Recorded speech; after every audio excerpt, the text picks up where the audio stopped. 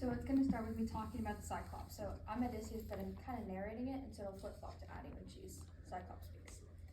Nightfall brought him back, herding his woolly sheep. And he quickly drove the sleek flock into the vaulted cavern, rams and all, none left outside the walled yard. His own idea, perhaps, or maybe some god led him on. Then he hoisted up the huge slab and blocked the door. And then he squatted to milk his sheep and bleating goats, each in order, and he placed a suckling under each dam. But after he briskly finished his chores, he snatched up 2 more men and fixed his meal. But this time, I lifted a carved wooden bowl brimful of my ruddy wine, enticing, and said, "Here, Cyclops, try this wine, to top off the banquet of human flesh you've just bolted down. Judge for yourself what stock our ship has stored. For I brought it here that I might make you a fine libation, hoping you would pity me. Cyclops, send me home."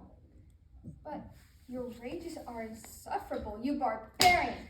How could any man on earth visit you after this? For you outrage all that is right."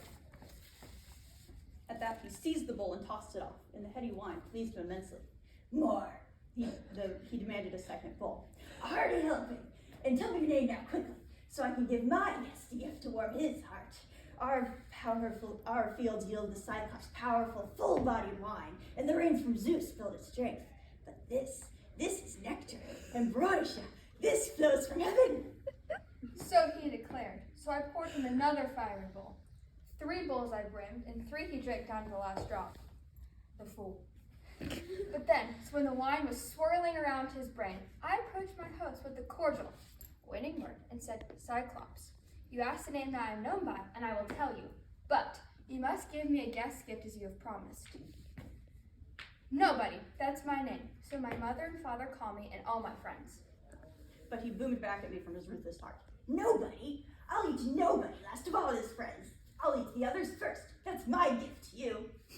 And with that, he toppled over, sprawling full length flat on his back, and lay there, as sleep that conquers all overtook him now, his massive neck slumped to one side. As wine began spurting up from his gullet with chunks of human flesh, he vomited, blind, drunk. Now at last I thrust our stake into the bed of embers to get it red hot, and riled my comrades. Courage, no panic, no one hang back now.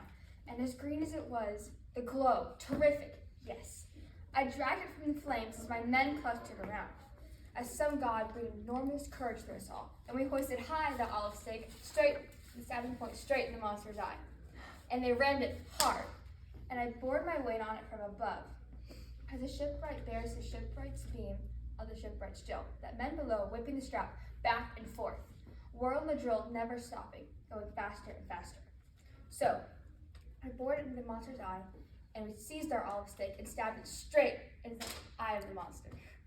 And we waited till blood came boiling up around that smoking shaft, and the hot blast singed his brow and eyelids, and round the core the broiling eyeball burst.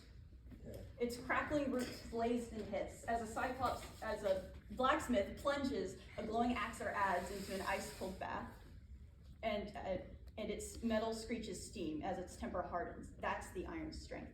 And so the eye of the Cyclops sizzled round that stake. He loosed a hideous roar that the rock walls echoed round, and we scuttled back in terror.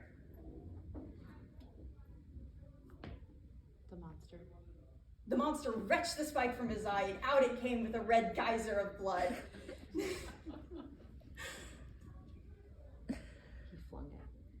He flung it away with frantic hands, and mad with pain, bellowed out for help from his neighbor Cyclops, who lived round about in caves on windswept crags. Hearing his cries, they lumbered up from every side, and hulking round his cavern, asked what ailed him. "What, Polyphemus? What in the world's the trouble? Roaring now to the god-sent night robs of our sleep. Surely no one's rustling your flocks against your will. No, surely no one's trying to kill you now by fraud or force." "Nobody, friends!" He boomed back at once from his cave. "Nobody's killing me now by fraud and not by force." "If you're alone," his friends boomed back at once, "and no one's trying to kill you now, look, it must be a plague sent here by mighty Zeus. There's no escape from that. You'd better pray to your father, Lord Poseidon." They lumbered off. and laughter filled my heart to think how nobody's name, my great cunning stroke, had duped them one and all. But the Cyclops there, still groaning, racked with agony, groped around for the huge slab, and heaving it from the doorway, down he sat in the cave's mouth, his arms spread wide, hoping to catch a comrade stealing out with the sheep. What a blithering fool he took me for. But I was already plotting. What was the best way out? How could I escape from death for my crew and myself as well? Life at stake and monstrous death staring us straight in the face. My wits weaving cunning schemes, till this plan struck my mind as best. That flock, those well-fed rams, spending their splendid thick fleece, sporting the dark weight of their wool. I quickly took them abreast, quickly twisting the willow twigs that the Cyclops slept on, giant lawless brute, and I took them each, 3 by 3, so the ram in the middle would bear the weight of each man, while the 2 on either side would shield him well. So 3 beasts to bear each man. But as for myself, there was one bellwether ram, the prize of the flock. And so I went hanging by his back, tucked underneath his shaggy belly. There I hung, face upward, my spirit steeled enduring, and there I held on, waiting for dawn's first light. Woo!